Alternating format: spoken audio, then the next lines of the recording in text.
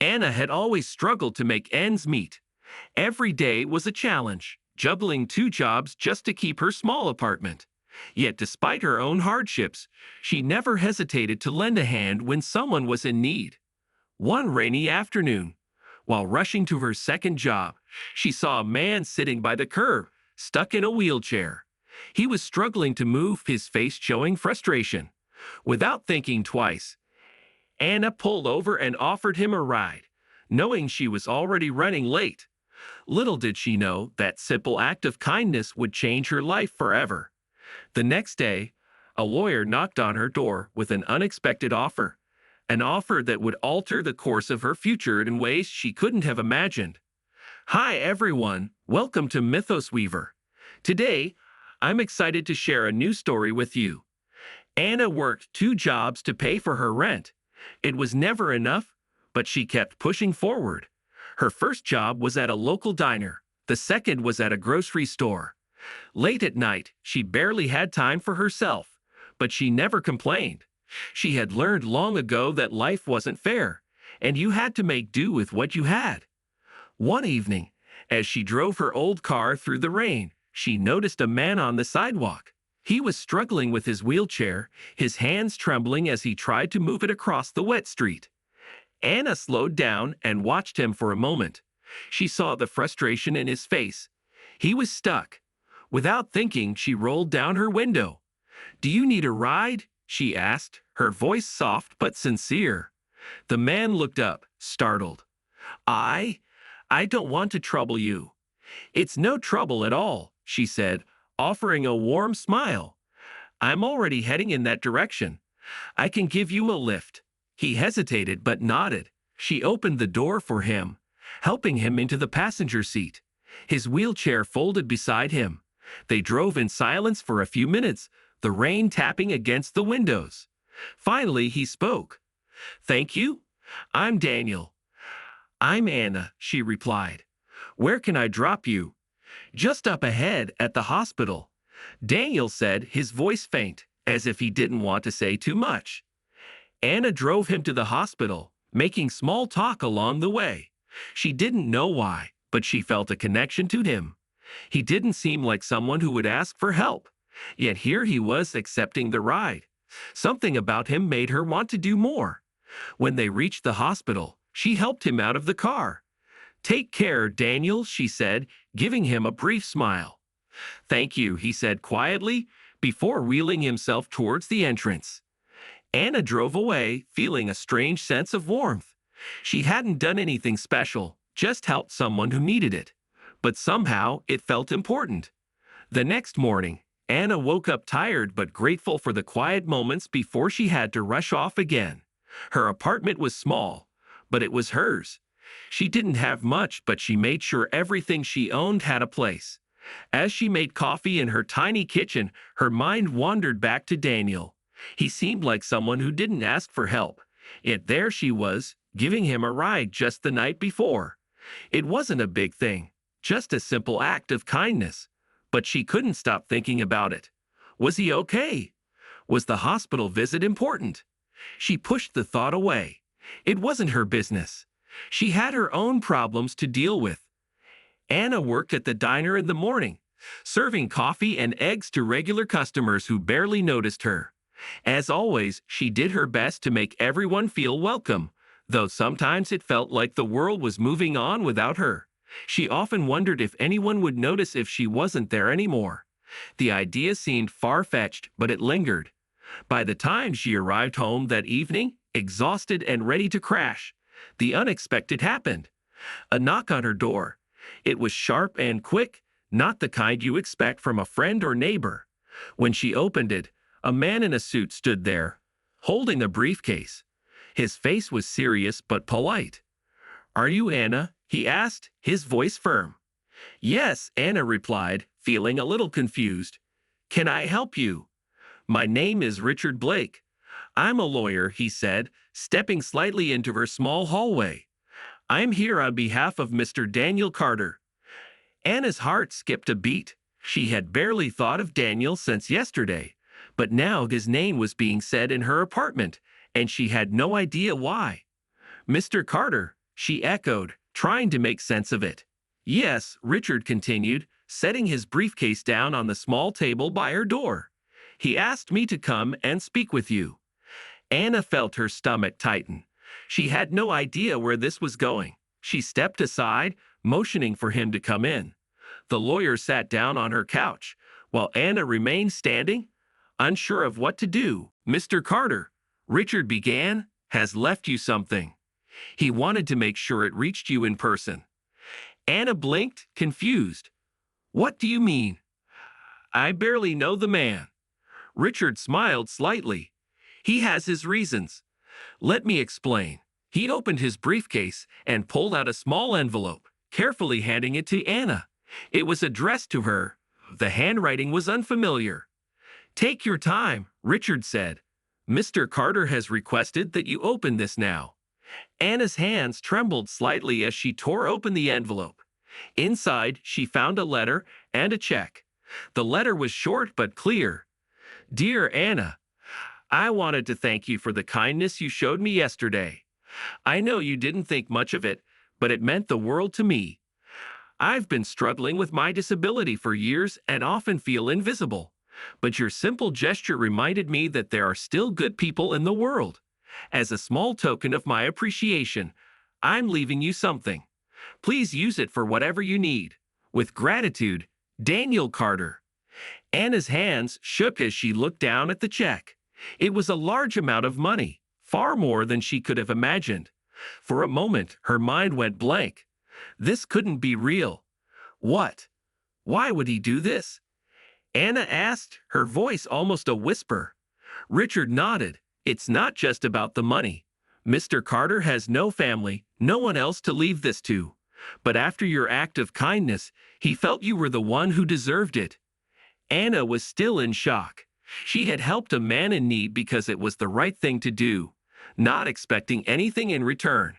Now here she was holding a check that could change everything. I don't know what to say, Anna murmured. Richard stood up. You don't need to say anything. Just know that this is Mr. Carter's way of thanking you. It's not just about the money, but the recognition of your kindness.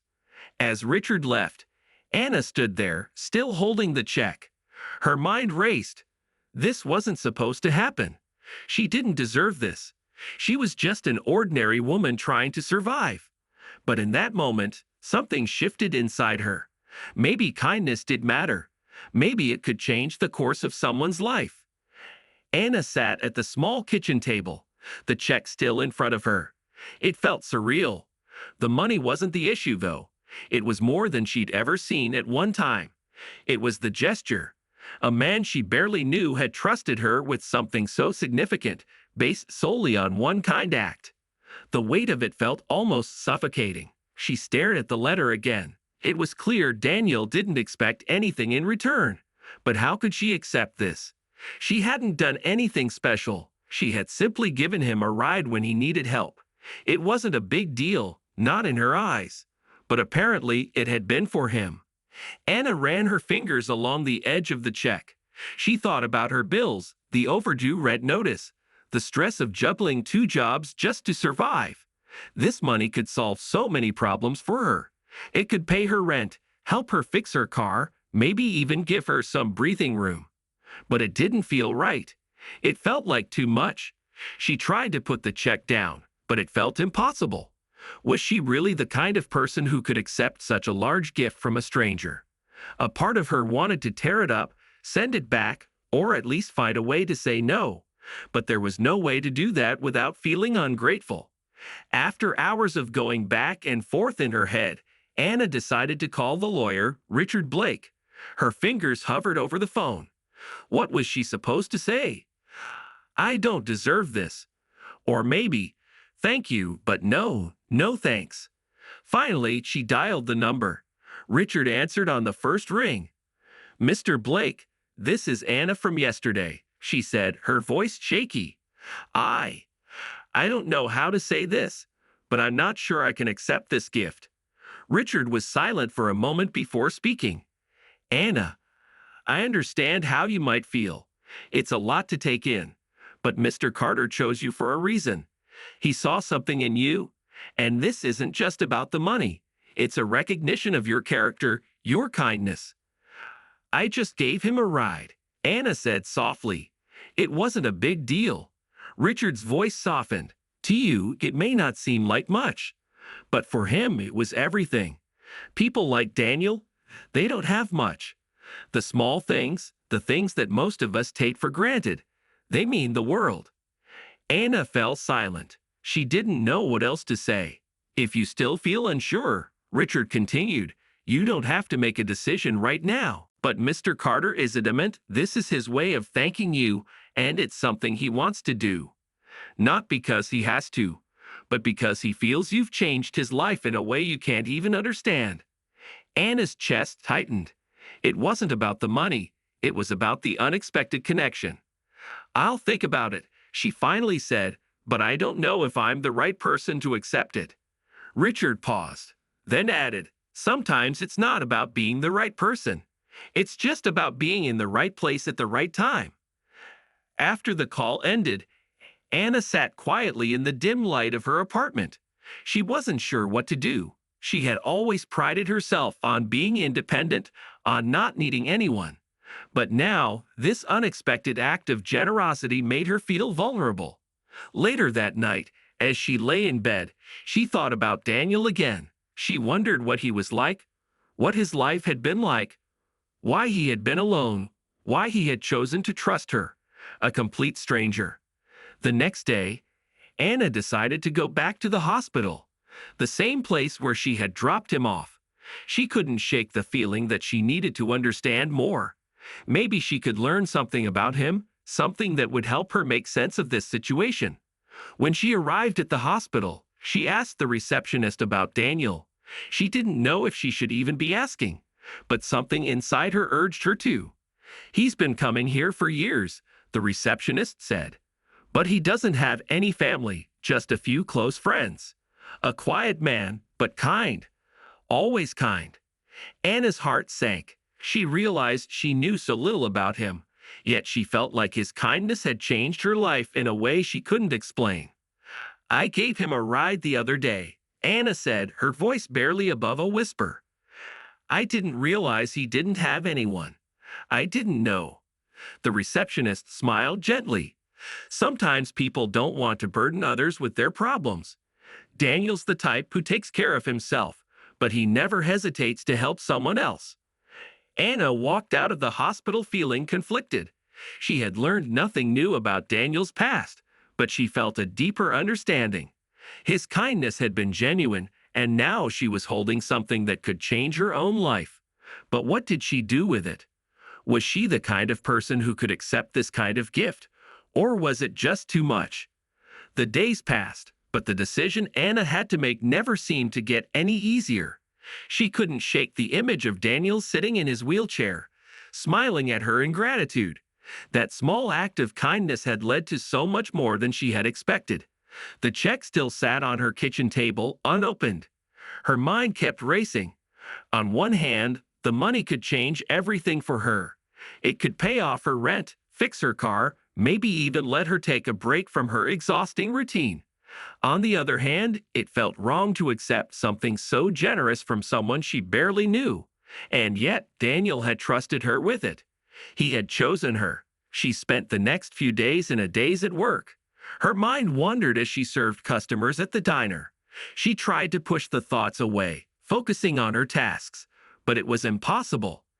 Every moment she wasn't working, she was thinking about the letter, the check, and Daniel. Finally, after a few days of restless thinking, Anna made a decision. She had to do something. She called Richard Blake again. Mr. Blake, she began, her voice steady but full of uncertainty. I've been thinking about the gift, about the check, and I've decided I want to meet with Daniel. I need to understand more before I can accept this. Richard was silent for a moment, and Anna could almost hear him considering her words. I understand, he said at last. I'll arrange for you to meet him. But I should warn you, Daniel's health isn't great. He's not the same man he was before. His life hasn't been easy, and his condition has worsened over time. but he will be happy to see you." Anna's heart sank. She hadn't known it would be this difficult. She had only helped him out of a small moment of kindness, but it seemed that his life had been a constant struggle. "I'll meet him," Anna said softly, her voice full of resolve. "Thank you." The meeting was set for the following week, and Anna spent the days leading up to it in a nervous haze, wondering what she would find when she met Daniel again. She had no idea what to expect, but she knew this was the moment that would help her decide what to do with the gift he had given her.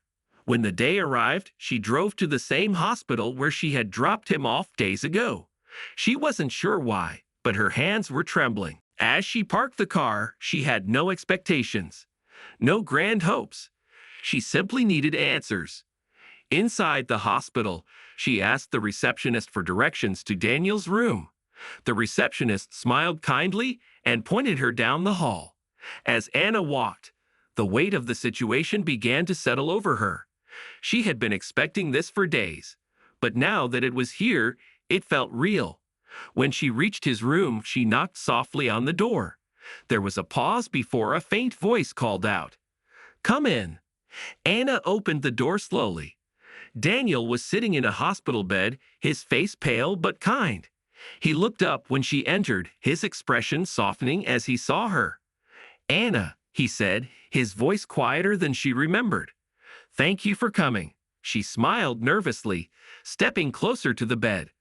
I wasn't sure if I should accept the gift. I needed to understand why you would do something like that." Daniel looked at her, his eyes reflecting something deeper than just gratitude. "You helped me when I needed it most. People wouldn't have stopped. They would have passed by without a second thought. But you took the time, and that meant more to me than you'll ever know." Anna sat down in the chair next to him. "But why me? Why not someone else? I'm just trying to get by. I don't have much. I don't even know what to do with this kind of gift." Daniel's eyes softened, and he took a slow breath. "I know what it feels like to be invisible. I've been living with this disability for years now. I can't work anymore, can't do most of the things I used to. People don't see me. They see my wheelchair, my condition. They don't see me." Anna felt a pang of guilt. She hadn't realized how much he had been through. She had thought she was just helping a stranger, but now she understood how much it had meant to him. "I don't know what to say," she whispered. "I never expected anything in return." "You don't need to say anything," Daniel replied gently. "I didn't want you to feel burdened by this.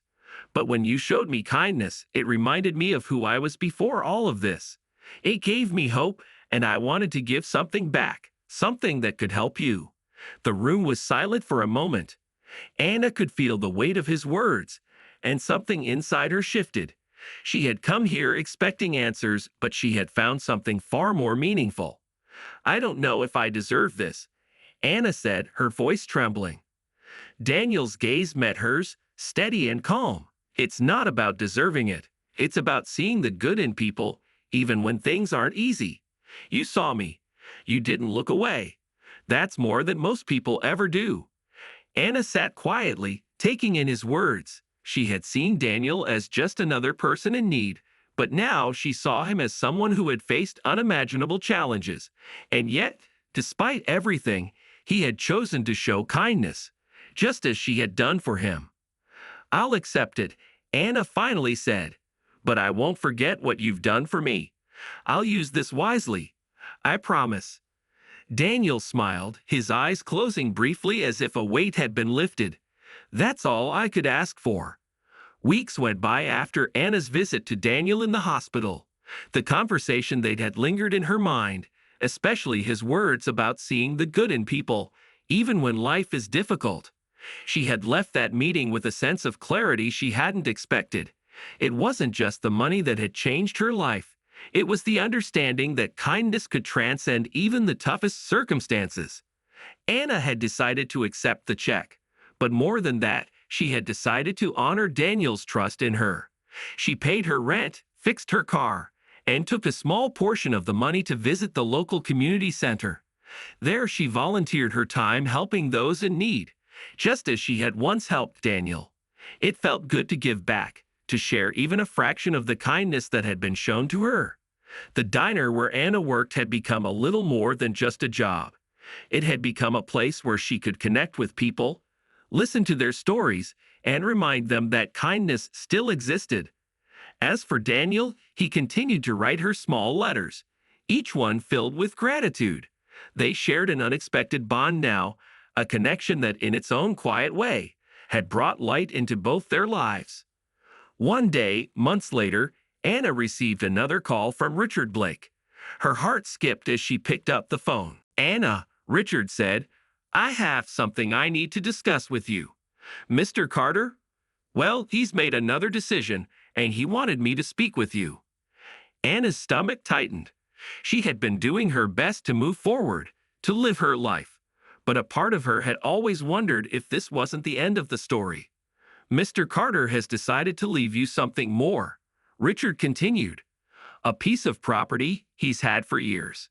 It's a small house, not far from where you live." Anna's breath caught in her throat. "A house? But why?"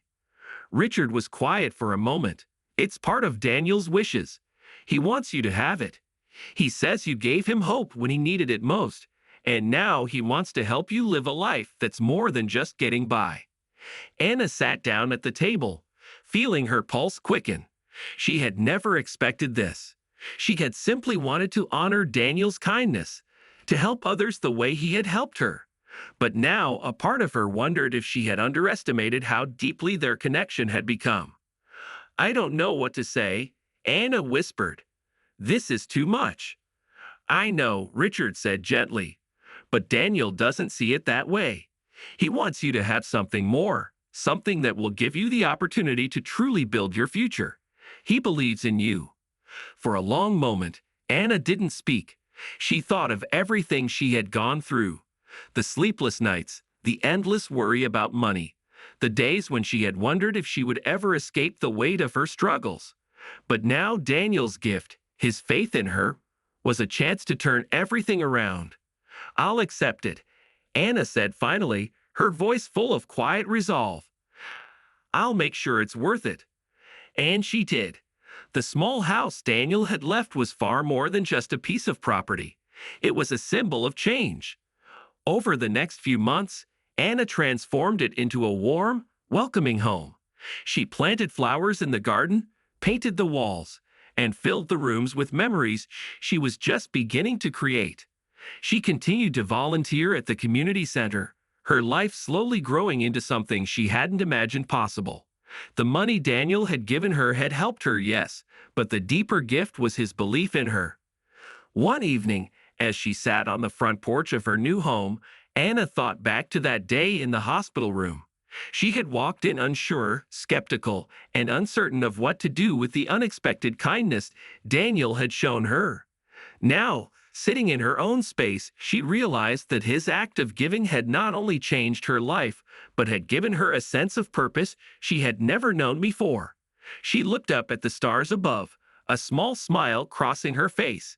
It wasn't just about the house or the money. It was about the ripple effect of kindness. How one simple, selfless act could turn into something that changed the course of someone's life. And she knew, without a doubt, that she would continue to pass it forward. Love this story? Tap that like button and subscribe to Mythos Weaver for more. Let us know how this story made you feel with a single word in the comments.